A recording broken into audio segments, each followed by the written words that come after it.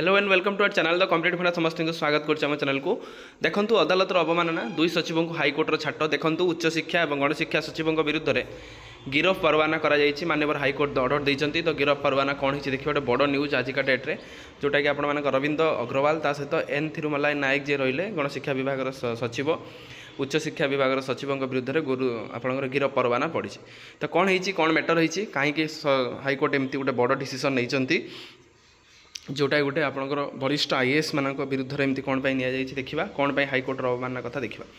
Video को start करने पूर्व समस्त वीडियो को लाइक और चैनल को सब्सक्राइब करदे। देखो राज्य उच्च शिक्षा सचिव और अरविंद केजरीवाल और विद्यालय और गणशिक्षा विभाग सचिव एन थिरुमलाई नायक बाजी हाइकोर्ट को छाट अदालत अवमानना मामलें उभयों विरुद्ध में गिरफ परवाना जारी होती अदालत दुईटी हाइकोर्ट दुईटी अदालत अवमानना मामला शुणाणी कर उच्च शिक्षा सचिव श्री अग्रवाल विरुद्ध में गिरफ परवाना जारी कर उच्च शिक्षा सचिव को जनवरी 22 हाजर करने एपरी गिरफ परवाना करा जाई अछि। एही समय मध्य जदि पूर्व आदेश पालन करा जाए तेबे तांको विरुद्ध रे निर्देश आधार कौनसी कठोर पदक्षेप ग्रहण करा जीव नाही बोली हाइकोर्ट स्पष्ट कर दैछन्ति। जस्टिस दीक्षित कृष्णा श्रीपद को नहीं गठित खंडपीठ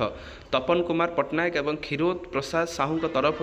दायर दुईटी पृथक अदालत अवमानना शुणाणी करी एपरी निर्देश दिया जायछि। एठारे सूचनायोग्य जे इनक्रिमेंट प्रदान उल्लंघन में आवेदनकारी अध्यापक अभियोग करते सुप्रीमकोर्ट राय अनुसार आवेदनकारी इनक्रिमेंट पाइबार हकदार किंतु एने सरकार निकट में दाबीपत्र होते कौन हो नापर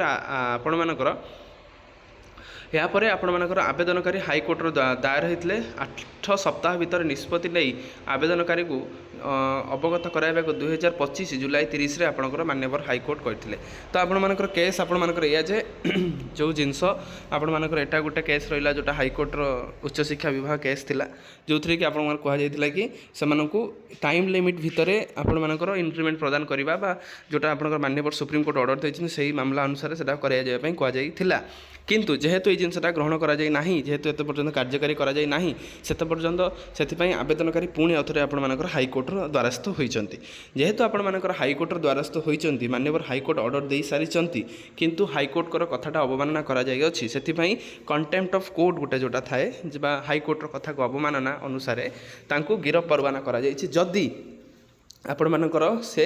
ये जिनसा को आउ थे से कार्यकारी करती ताहले से विरुद्ध जो कर जो गिरफ परवानाटा आउटा कार्यकारी हेनी कंटेम्प्ट ऑफ कोर्टा कार्यकारी हम ना सेटा आपण मानकर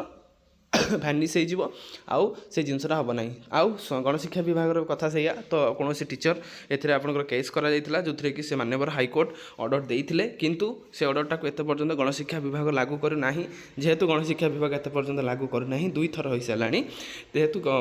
लागू करना से गणशिक्षा विभाग सचिव जी अच्छा एन थिरुमलाई नायक सार जो रही गिरफ परवाना बा कंटेम्प्ट ऑफ कोर्ट अधीन से गिरफ परवाना करा जायछि। तेणु हुए तो आपंकर से माने प्राइमेसी बा आपंकर हाइकोर्ट गोटे प्राधान्य देखा जहाँद्वारा कि से बाध्य कर जो जिनसा से करा